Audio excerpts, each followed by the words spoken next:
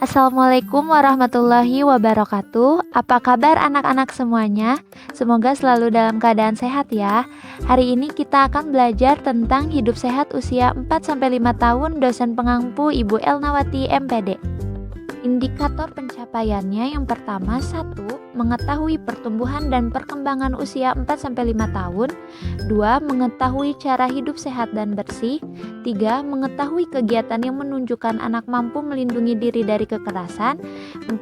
Mengetahui makanan dan minuman yang sehat dan bergizi. 5. Mengetahui cara menggunakan toilet tanpa memerlukan bantuan. Nah, selanjutnya kita bahas tentang pertumbuhan. Pengertian pertumbuhan yaitu proses perubahan fisik yang terjadi pada individu meliputi perubahan berat badan atau tinggi badan sejalan dengan usianya, mulai dari janin melalui periode prenatal atau dalam kandungan dan postnatal setelah lahir hingga kedewasaannya. Contohnya yaitu penambahan tinggi badan dan berat badan. Selanjutnya perkembangan, yaitu pertumbuhan pada aspek fisik maupun psikis serta perilaku berupa kemampuan yang berlangsung secara sistematik atau berurutan, progresif dan berkesinambungan yang mana bersifat tetap dan tidak dapat diputar atau diulang kembali meliputi emosi sosial, kemampuan dan keterampilan. Contohnya merangkak dan berjalan. Nah, anak-anak, di sini sudah ada tabel tentang perbedaan pertumbuhan dan perkembangan. Pertumbuhan bersifat kuantitatif, artinya dapat diukur, dan pertambahan fisiknya seperti tinggi badan, berat badan, dan pertumbuhan pada gigi. Selanjutnya yaitu perkembangan yang bersifat kualitatif, yang artinya tidak dapat diamati secara langsung, berhubungan dengan psikis dan mental. Karakteristik perkembangannya yaitu fisik dan motorik. Fisik motorik adalah segala sesuatu yang berhubungan dengan perkembangan tubuh. Motorik dibedakan menjadi dua, yaitu motorik halus adalah kemampuan menggunakan alat eksploitasi dan ekspresi seperti menggunakan pada pensil. Motorik kasar adalah kemampuan tumbuh berkoordinasi seimbang, lincah dan lentur sesuai peraturan dilakukan dengan cara berolahraga. Kita melakukan olahraga ini agar bisa melatih kelincahan dan kelenturan pada tubuh. Selanjutnya perkembangan fisik dan perilaku keselamatan, yaitu memiliki berat badan, tinggi badan, dan lingkar kepala sesuai dengan usianya, dan memiliki kemampuan hidup sehat dan bersih. Mengenal hidup sehat. Hidup sehat adalah hidup yang bersih, rapi, dan indah.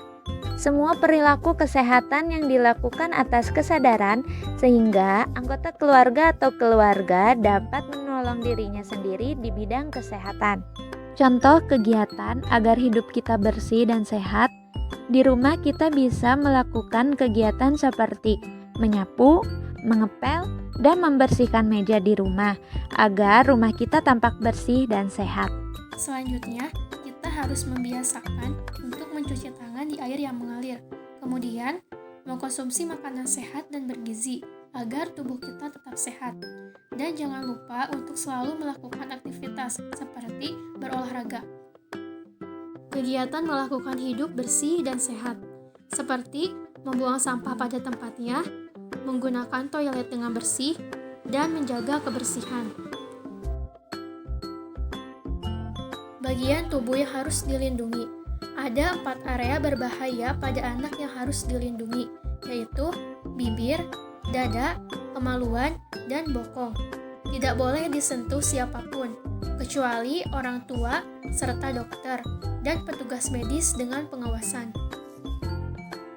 Cara melindungi diri dari kekerasan seksual pada anak, yaitu bangun komunikasi dengan anak, cermat memilih pergaulan, mengajarkan anak tentang anggota tubuhnya yang tidak boleh disentuh orang lain, mengajarkan anak apa yang harus dilakukan jika ada orang yang menyentuh anggota tubuhnya, dan mengenal lingkungan bermain anak dan teman-temannya. Makanan dan minuman yang bersih, sehat, dan bergizi. Makanan sehat dan bergizi adalah jenis makanan yang mengandung nilai gizi seimbang dan diperlukan oleh tubuh, seperti vitamin, mineral, karbohidrat, protein, serat, dan air. Makanan dan minuman yang bersih, sehat, dan bergizi. Yang pertama yaitu karbohidrat, seperti beras merah, gandum, jagung, kentang, dan ubi. Makanan dan minuman yang bersih, sehat, dan bergizi.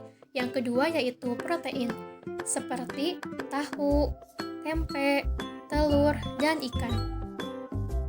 Makanan dan minuman yang bersih, sehat, dan bergizi. Yang ketiga yaitu lemak.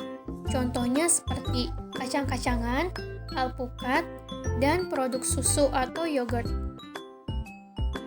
Menggunakan toilet tanpa bantuan. Cara yang dilakukan untuk meningkatkan kemandirian anak adalah dengan cara memberi kesempatan anak untuk melakukan 1. Anak melakukan kegiatan buang air besar dan buang air kecil di kamar mandi tanpa bantuan orang lain. Yang kedua, anak membersihkan kotoran sendiri. Yang ketiga, anak menyiram dan membersihkan WC sendiri. Dan yang keempat, anak diajarkan sabar dan menunggu giliran. Contohnya seperti mengantri ya. Kemudian, menggunakan toilet tanpa bantuan. 1. Memberikan contoh dan anak menirukan secara benar. Kemudian, memberikan pujian saat anak berhasil dan tidak memarahi anak saat gagal dalam melakukan pelatihan menggunakan toilet dengan mandiri. Oke, terima kasih teman-teman. Mungkin hanya segitu saja dari kelompok kami. Wassalamualaikum warahmatullahi wabarakatuh.